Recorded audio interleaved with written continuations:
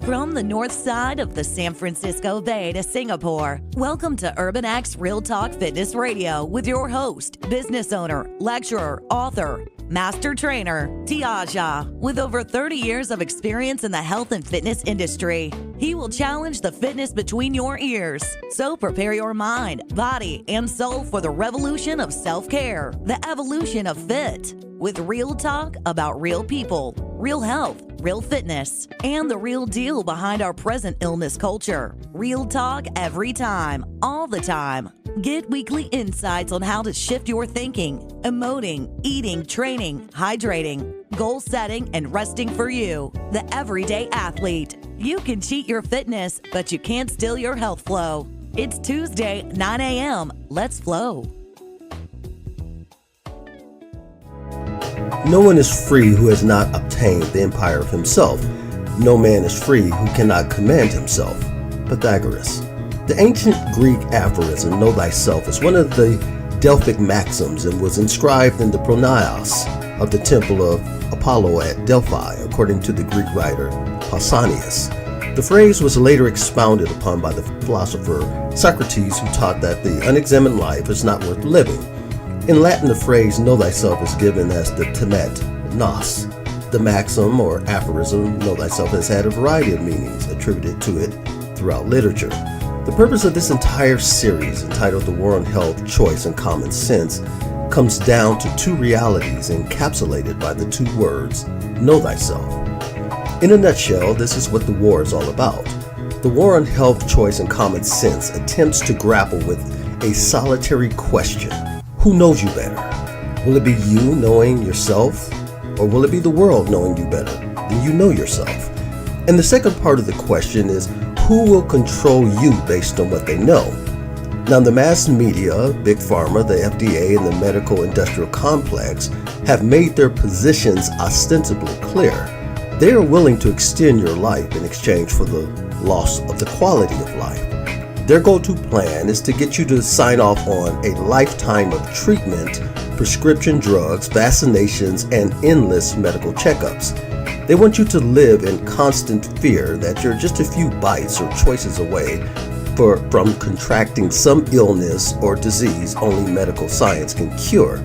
It is rare that a day goes by without another report of a mass shooting or major political unrest, verbal race wars on Twitter or some other social media platform, or a video that goes viral of some law enforcement officer allegedly abusing his power, or even one of your childhood icons suddenly passing away. See, we live in a perpetual state of fear, which leaves us asking ourselves the question, am I next? The other side of health that no one ever wants to talk about because it's not sexy, like telling someone how to gain a six-pack of abs in 12 hours by sitting on your couch, is the emotional and psychological part of health. As I've alluded to throughout this series, it doesn't matter what you look like if you're going through bouts of depression daily. But no one sees themselves accurately when battling their inner demons. I don't care who you are. You can't convince your mind the sun is shining in the middle of the night. Welcome to Urban X Real Talk Fitness Radio, where we challenge the fitness between your ears. I'm your host, Tiaja. The 10th and final strategy of Noam Chomsky's 10 strategies of media manipulation is to know the individuals better than they know themselves. Now, social media was never designed to be some benevolent technology created to bring the whole world together. I pointed out time after time that even from the former executives of the leading social media platforms like Facebook, that their end game was always to get you addicted to their platform by artificially stimulating the dopamine centers of your brain. These social media giants, Facebook, Twitter, and Instagram, are the new ABC, NBC, and CBS media conglomerates. They have spent millions, if not billions of dollars studying you and I, even hiring on staff human behavior scientists so that they could create algorithms that would induce you to become addicted to receiving likes and comments from people you don't even know, or in most instances will ever care to know. Now, I saw a movie the other day called Searching. It's playing in most theaters nationwide and has received critical acclaim, including an aggregate score of 91% from Rotten Tomatoes, whom I don't always agree with, but they got this one right. Without giving away any of the well-written story or plot, it is a movie about a young lady who is pretty much a loner, who one day goes missing, and now because of her disappearance, her once meaningless life has gone viral on social media. What's really interesting is this movie is about as close as you can get to art imitating life. The movie unapologetically begs the question, how well do we ever really know someone? But more to the point of this series, and particularly strategy number 10, how well do you know yourself? 2018 will be just another year unless today you decide it won't be. It is Tuesday, September 4th, 2018. Let's flow.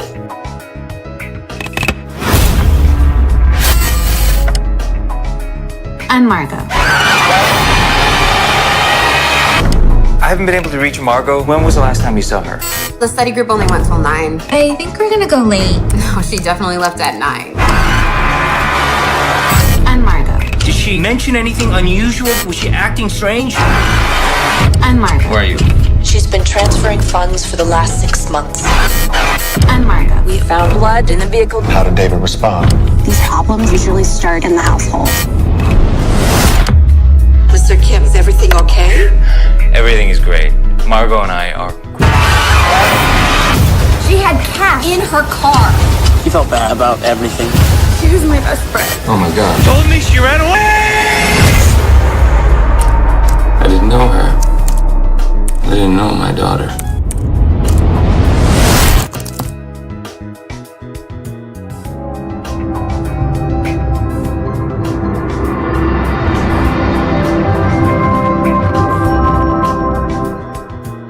We want to psychologically figure out how to manipulate you as fast as possible and then give you back that dopamine hit. We did that brilliantly at Facebook. Instagram has done it. WhatsApp has done it. Snapchat has done it. Twitter has done it.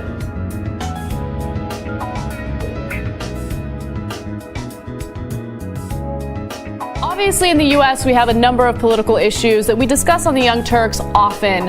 And money in politics is a big problem. A lot of people aren't paying attention to that. The NSA is spying on us. A lot of people know about it, but they're not doing anything about it. On us? On us? Not on Americans. Every single person.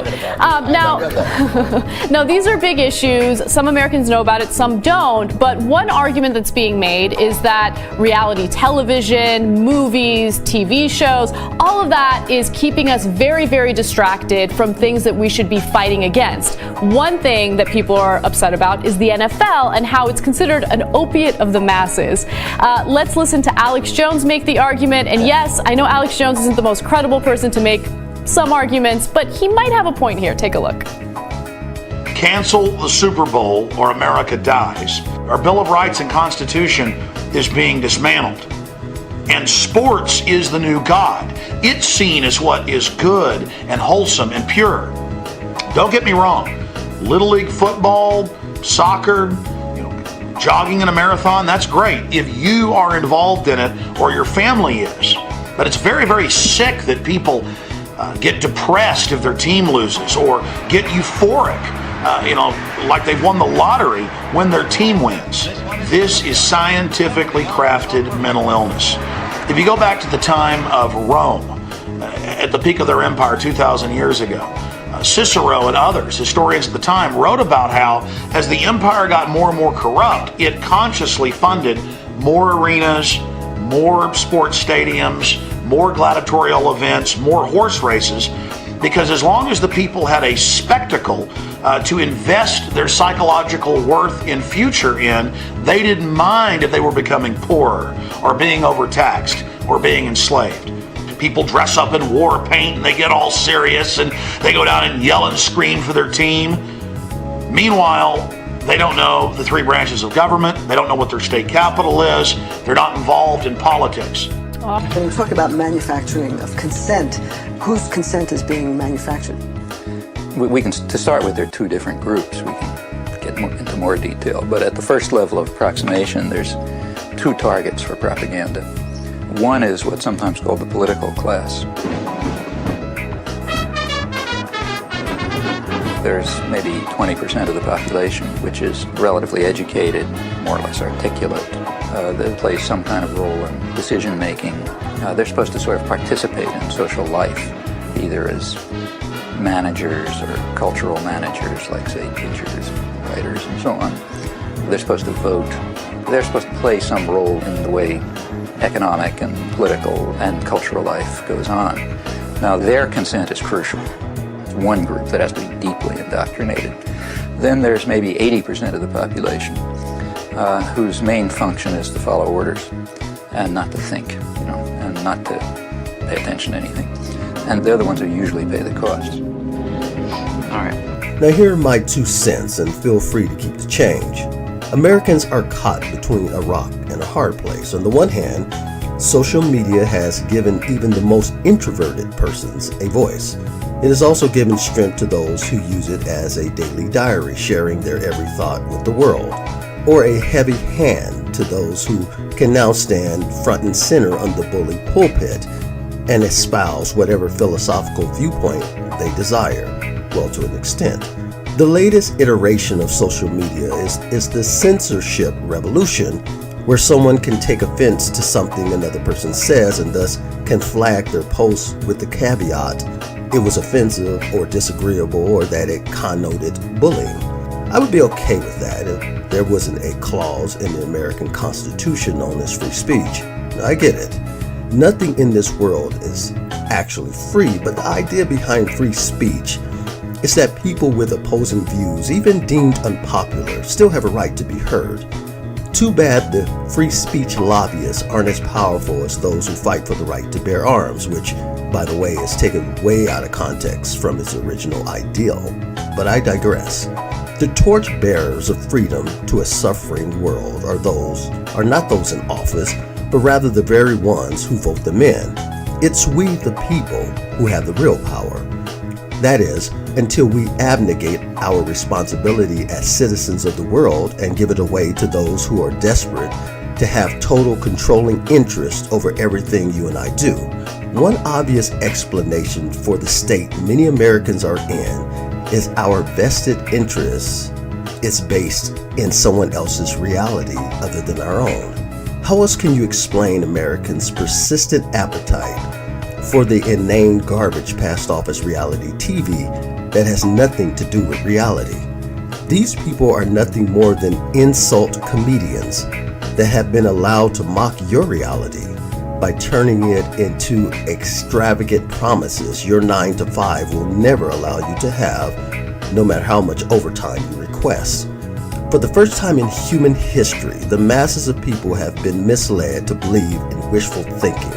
Not only the mass media, but also the churches, the schools, and other state-funded agencies have preyed on your emotions while manipulating your thought life. Even your soul has been compromised by these charlatans of goodwill, which brings me to my final, and I pray enduring point. You will never be healthy in mind, body, and soul until and unless you know yourself better than those who control the mass media, who have done everything in their power to assign you an identity. Our national crisis of abusing psychotropic drugs, both illegal and prescribed, as well as sleeping aids, has reached such a critical mass that the life expectancy in a place like Roxbury, a relatively small district in Boston, is 59 years, which is lower than in tribal Afghanistan. And you still don't think there's a war going on? And don't expect any relief or answers from your elected officials, regardless of what side of the aisle they sit. They are all operating from the same playbook. The purpose of these shows is to assist you in gaining enough traction on your own that you force this world to reverse its power over you. You are responsible for your health, education, and well-being.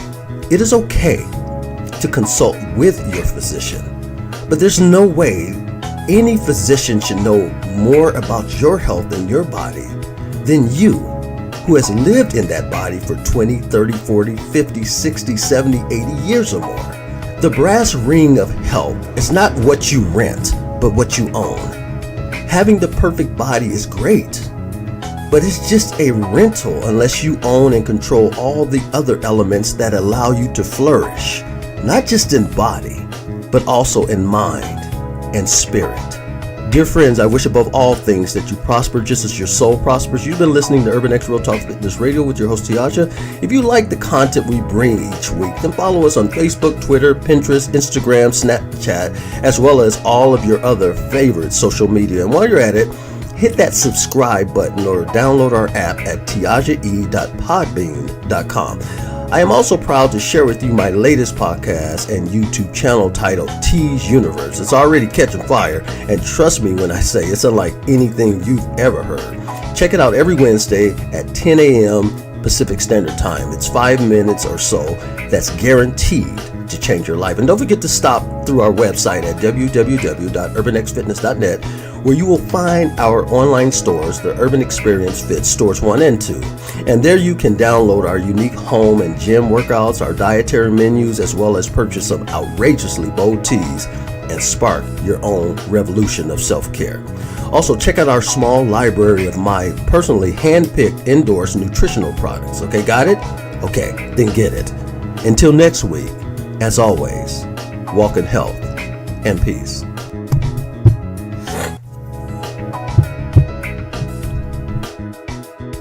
I think we all need a pep talk.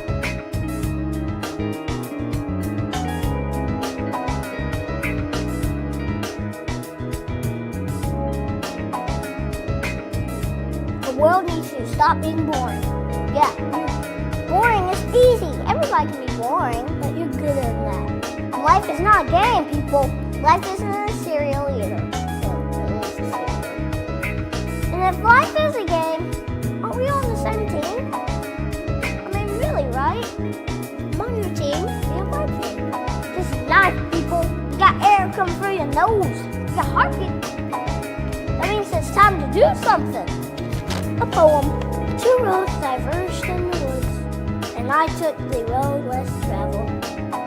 It hurt, man! Really bad. Rocks, thorns, and glass. My parents broke. Wah! Not cool, Robert Frost. But what if they really weren't too fast? I want to be the one that leads to awesome. It's like that dude Journey said, don't stop believing unless you dream something. Then you should get a better dream. I think that's how it goes. Get a better dream and keep going. Keep going, and keep going. Will Michael Jordan have quit? Well, he didn't quit. No, he retired. Yeah, that's right. He retired. But before that, in high school, what if he quit when he didn't make the team? He would have never made Space Jam. And I love Space Jam. What will be your Space Jam? What will you create when you make the world awesome?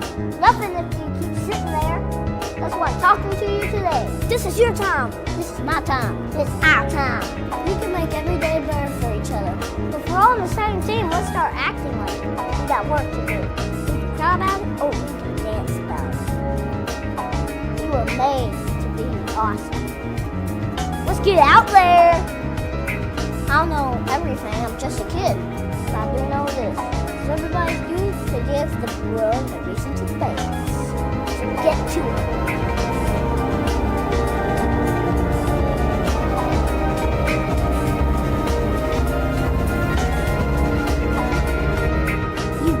Pep talk. Create something that will make the world awesome. Play ball.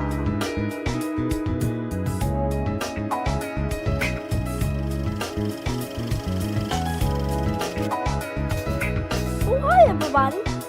We're all working hard to make this an awesome year for other people. And you guys are doing it.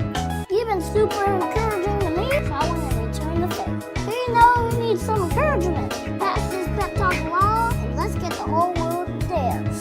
I'm dedicating this video today to my friend Gabby. She's a cool kid, she likes playing games, and she's fighting cancer like a boss. And to all you watching, they'll encourage you. Send them this video and let them know. So get to it. Bye. So pancake, subscribe. Not cool, Robert Frost.